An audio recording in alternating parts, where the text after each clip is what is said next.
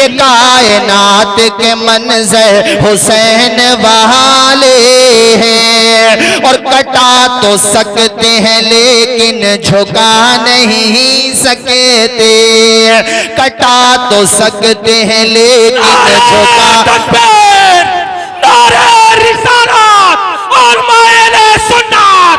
शोएब भाई बैठे रहने दो लोगों को, नारे लग जाएंगे। आप शोएब भाई माशाल्लाह भी लगाएं नारा, बैठे रहने दो लोगों को। आप कलाम सुनिए, इंशाल्लाह फौरन पेश कर दिया जाएगा। आप सारे लोग कलाम सुनिए। कटा तो सकते हैं लेकिन झुका नहीं सकते, कटा तो सकते हैं लेकिन झुका नहीं सकते। हमारे जिस्मों पे सर भी हुसैन वाले हैं, हमारे जिस्मों पे सर भी हुसैन वाले हैं। और हवा से कह दो कि आ जाए आंधियां लेकर, हवा से कह दो कि आ जाए आंधियां लेकर। मेरे चराग के तेवर हुसैन वाले हैं। हज़रात ये जो इतने लोग खड़े हैं, पीछे जो लोग खड़े हो गए, अभी आपसे कहा था बैठ जाओ, सारे लोग बैठ जाओ। आप कहना क्यों नहीं मानते? बैठ जाइए, सारे लोग बैठ जाइए, खुदा रसूल के वास्ते बैठ जाइए। बस ठीक है, इसी तरीके से बैठ जाइए, सारे लोग बैठ जाइए अपनी अपनी जगह। ये अंजुमन खिदमते मिल्लत के लोगों ने जो ग्राउंड मुंतखब किया था, देख लीजिए वो ग्राउंड भी मुझे छोटा नजर आ रहा है। हर तरफ मुस्तफा जाने रहमत के दीवानों का सैलाब नजर आ रहा है, मगर ये सैलाब पुरसुकून रहना चाहिए। ये सैलाब सुकून के साथ रहेगा तभी तो खिताब हो पाएगा। और अभी तो माशाअल्लाह मखदूम गिरामी हुजूर ताजुल मशाइख के शहजादे जो शाहीन सिफत और बुलंद निगाह अल्हम्दुलिल्लाह जिनके इरादे फौलादी हजरत सैयद अमान मियां साहब क़िबला तशरीफ लाने वाले हैं, और हजरत की तो तशरीफ आवरी हो ही गई है। मैं बहुत जल्दी अपनी तकरीर खत्म कर रहा हूँ। जिस तरह से बैठे हो वैसे ही सुकून के साथ बैठे रहो। मैं ये बता रहा था, इमाम तबरानी ने इस रिवायत को नकल किया जो मैं आपको सुना रहा था। मैं आपको बता रहा था कि हजरत सास अर्ज करते हैं, या रसूल अल्लाह, मैंने 360 बेटियों की जिंदगी बचाई है। अब मुझे बताइए कि मैंने जो ये नेकियां की हैं, आका मुझे इसका फायदा मिलेगा कि नहीं मिलेगा? हुजूर मुस्कुराए और हुजूर ने फरमाया, ऐसा तूने मेरे हाथ पे कलमा पढ़ लिया, ये उसी नेकियों का तो सिला मिल रहा है। तू मेरा गुलाम बन गया। गोया के हम मुस्कुरा करके हजरत सासा जो कह रहे थे, उनके दिल की जो आवाज थी, उनके जो नजरियात थे, उसको 2 मिसरों में सुनिए कि उनको 2 मिसरों में सुनिए कि फजल रब्बुल औला, और क्या चाहिए, मिल गए मुस्तफा, और क्या चाहिए। हुजूर का दामन है। ये मैं रहमदिली के हवाले से सुना रहा था। आखिरी वाकया, फिर मेरी तकरीर खत्म। सियर व आलामी नुबला में इमाम ज़हबी इस रिवायत को लेकर के आए हैं कि जब हजरत इमाम ज़ैनुल आबिदीन, बोलिए कौन है ज़ैनुल आबिदीन? इमाम हुसैन के शहजादे। जोर से बोलिए, किसके शहजादे? इमाम अली बिन हुसैन, जिनका लक़ब है ज़ैनुल आबिदीन।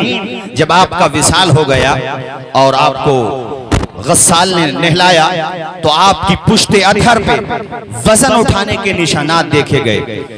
बाद में ये बात बाहर जिक्र में आ गई और पूरे मदीने में ये बात फैल गई कि आखिर हजरत इमाम ज़ैनुल आबिदीन की पुश्ते अधर पर वजन उठाने के निशानात कैसे थे।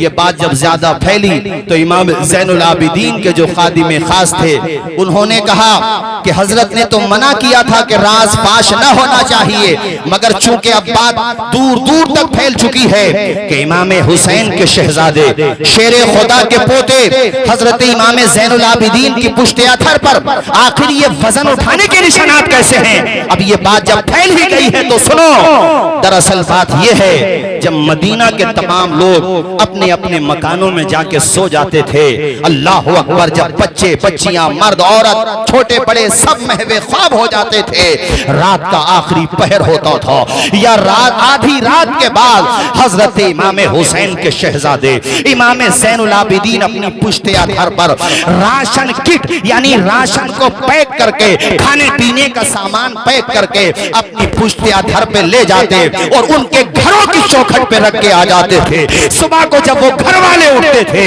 हैरत की इंतहा नहीं रहती थी, आखिर कौन है जो रात के अंधेरे में हमारी मदद करके चला गया।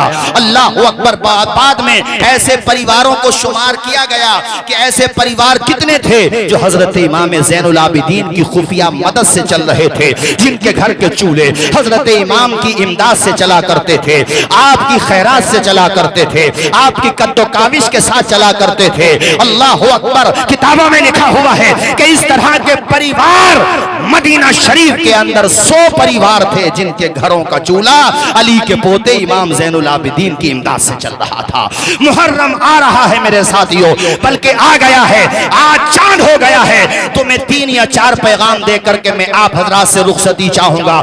नंबर 1 पे ज्यादा से ज्यादा सदका खैरात करो, अपने गरीब भाइयों के काम आओ। कोई तुम्हारे करीब में रहता है, स्कूल की फीस जमा नहीं हुई है, उसकी फीस जमा कर दो। तुम्हारे करीब में गरीब बहन बेटियां हैं, शादी नहीं हो पा रही है, उनकी शादी में ताउन करो। मैं अंजुमन अमीनुल बरकात, अंजुमन गुलामाने बरकात और अंजुमन शाह बरकात और ये जो अंजुमन खिदमत मिल्लत है, इन तमाम हजरात से कहूंगा माशाअल्लाह बड़ा अच्छा काम करते हो, हर मौके पर कौम की आवाज भी बनते हो, हर तरीके से काम करते हो, लेकिन माह मुहर्रम में ज्यादा से ज्यादा ये काम भी करो।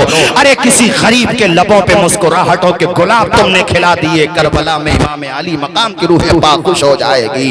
और दूसरा काम ये है कि कम से कम 10 दिन में, यानी पहली मुहर्रम से लेके 10वीं मुहर्रम तक कम से कम एक खत्म कुरान पाक कर लो, रोजाना 3-3 पारे पढ़ लो। और खत्म कुरान जब हो जाए शीरनी रख के इसाले सवाब कर दो और ये खिराज अकीदत इमाम आली मकाम की बारगाह में और उनके रुफका की बारगाह में पेश कर दो।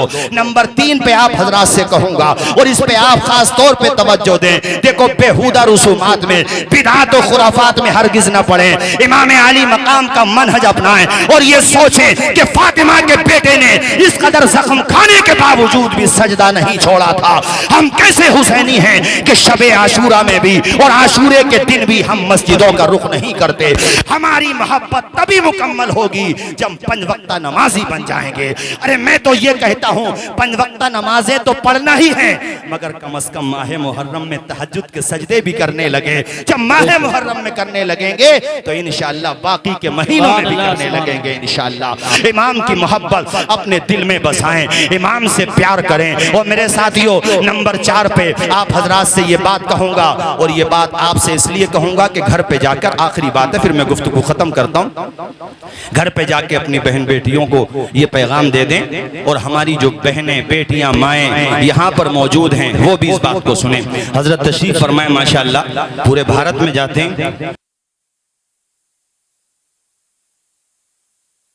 राजकोट में, जामनगर में और गुजरात के दीगर खित्तों में मेरे उस्ताद गिरामी हजरत मुफ्ती जाहिद अली सलामी साहब वजीद मजदू हजरत का भी उधर काफी दौरा होता है। उधर मैंने एक बात देखी, तब मैंने सोचा कि हम अपने संभल में बताएंगे, दीगर जगहों पे भी बताएंगे कि माह मुहर्रम में वहां की औरतें एक परिवार की, पूरे मोहल्ले की या कम से कम एक घर की एक साथ जमा होकर के अल्लाह की तौफीक से तस्बीह फातिमा का विर्द करती हैं। बोलो सुभान अल्लाह। तस्बीह फातिमा क्या है? तस्बीह फातिमा हुजूर की बारगाह में हाजिर हुई थी हजरत फातिमा ज़हरा, कहा था या रसूल अल्लाह मैं दरअसल काम करती हूँ पूरे दिन का और मैं चाहती हूँ हुजूर मेरी मदद के तौर पे घर का काम कुछ वो संभाल ले, इस तौर पे हुजूर कोई बांदी अता फरमा दें, कोई नौकरानी अता फरमा दें। हुजूर ने फरमाया बेटी मैं इससे अच्छी बात ना बताऊं तुम्हें? कहा या रसूल अल्लाह मेरे वालिद माजी जी फरमाएं। हुजूर ने कहा बेटी 33 मरतबा सुभान अल्लाह। बोलिए, आप भी बोलिए ना सुभान अल्लाह। कितनी मरतबा? कितनी मरतबा? ऊंचा बोलिए, कितनी मरतबा? 33 मरतबा सुभान अल्लाह। ए बेटी फातिमा ये वो तस्बीह है जो हुजूर ने अपनी बेटी को बताई है।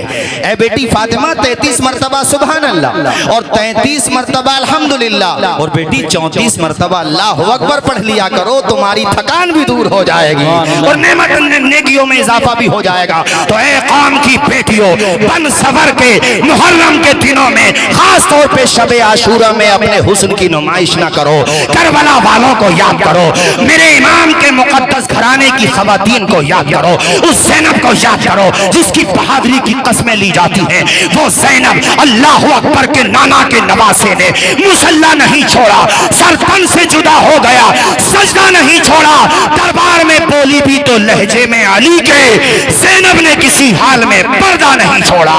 ए बहनों, अपने घरों में बैठ के तस्बीह फातिमा पढ़ो, कुरान पाक की तिलावत करो और फिर जिस वक्त भी मुनासिब समझो इसाले सवाब कर दो। ये पैगाम आपकी जिम्मेदारी है, घर घर तक पहुँचाएं, दूर दूर तक पहुँचाएं। अल्लाह ताला हम सबको हुस्न अमल की तौफीक अता फरमाए। मैंने जो बातें कही, अगर कोई बात खिलाफ शरा निकली हो, मैं भी कलमा पढ़ता हूँ, मेरे साथ आप भी पढ़ लीजिए। ला इलाहा, पूरा वजह पढ़िए, ला इलाहा इल्लल्लाहु मुहम्मदुर रसूलुल्लाह सल्लल्लाहु ताला अलैहि वसल्लम व मा अलैना इल्लल बलाग। अस्सलामु अलैकुम। हज़रात तशरीफ रखें, मुफ्ती साहब को